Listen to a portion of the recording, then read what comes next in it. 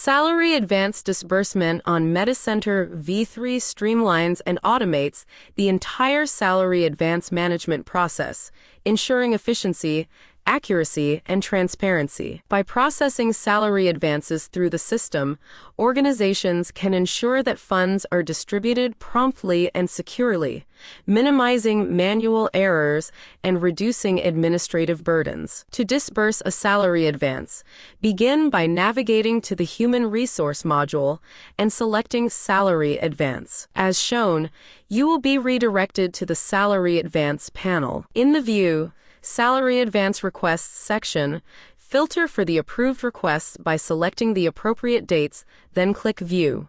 The system will display a list of approved salary advance requests. If the list is long, you can use the search bar to narrow down the results.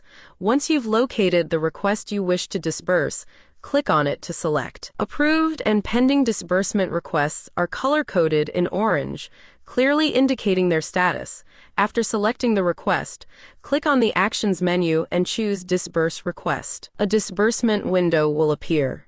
Complete the required fields by indicating the amount to be disbursed. Select the payment mode, which determines the first selection level. Based on your choice at this level, the second selection level will become available. For example, if you select Bank as the first selection level, you will then need to specify which bank exactly as configured under the Bank category for the second selection level. This will then narrow down to the third selection level for you to specify the exact service type. Then choose the disbursement date and time. Once all fields are filled out, click Disburse to complete the process.